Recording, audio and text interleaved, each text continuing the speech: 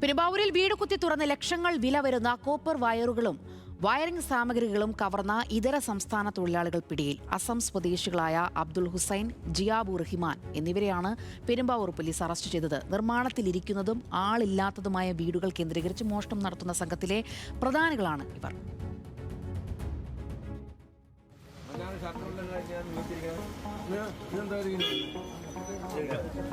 വന്നു സാറേ, കമോൺ സാറേ.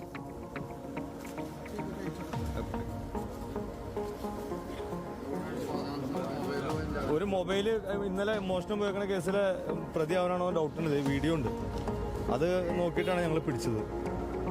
വെങ്ങോല വാരിക്കോട് സ്വദേശിയുടെ അടച്ചിട്ടിരുന്ന വീട് കുത്തി തുറന്നാണ് പ്രതികൾ മോഷണം നടത്തിയത്. കഴിഞ്ഞ ജൂൺ 6-നും 15-നും ഇടയിലുള്ള ദിവസങ്ങളിലായിരുന്നു സംഭവം.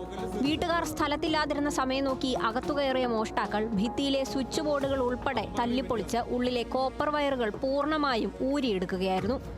25,000 രൂപ വില വരുന്ന വയറിംഗ് സാമഗ്രികൾ തങ്ങൾക്ക് നഷ്ടപ്പെട്ടതായി വീട്ടുകാർ പോലീസിൽ നൽകിയ പരാതിയിൽ പറയുന്നു.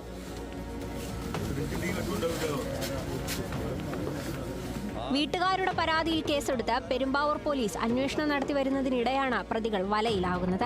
പെരുമ്പാവൂർ ടൗണിൽ സംശയാസ്പദമായ സാഹചര്യത്തിൽ ചാക്കുകളുമായി കണ്ട പ്രതികളെ നാട്ടുകാർ തടഞ്ഞുവെക്കുകയായിരുന്നു.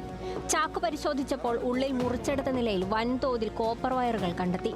തുടർന്ന് നാട്ടുകാർ വിവരമറിയിച്ചതിനെ തുടർന്ന് പെരുമ്പാവൂർ പോലീസ് സ്ഥലത്തെത്തി ഇവരെ കസ്റ്റഡിയിലെടുത്തു. ചോദ്യം ചെയ്യലിൽ വെങ്ങോലയിലെ വീട്ടിൽ മോഷണം നടത്തിയത് തങ്ങളാണെന്ന് പ്രതികൾ സമ്മതിക്കുകയായിരുന്നു. പെരുമ്പാവൂരും പരിസര പ്രദേശങ്ങളിലും സമാനമായ രീതിയിൽ വ്യാപക മോഷണങ്ങളാണ് സമീപകാലത്തായി റിപ്പോർട്ട് ചെയ്യപ്പെടുന്നത്. നിർമ്മാണത്തിലിരിക്കുന്ന കെട്ടിടങ്ങൾ, പെയിന്റിംഗ് ജോലികൾ നടക്കുന്ന വീടുകൾ എന്നിവ കേന്ദ്രീകരിച്ച് രാത്രികാലങ്ങളിലാണ് ഇത്തരം സംഘങ്ങൾ സജീവമാകുന്നത്. വില കൂടിയ കോപ്പർ വയറുകൾ മോഷ്ടിച്ച് ഇവ ഉരുക്കി ആക്രിക്കടകളിൽ വിൽപ്പന നടത്തുന്നതാണ് ഇവരുടെ രീതി. ഈ സംഘത്തിൽ കൂടുതൽ ആളുകൾ ഉണ്ടോ എന്നും പോലീസ് അന്വേഷിക്കുന്നുണ്ട്.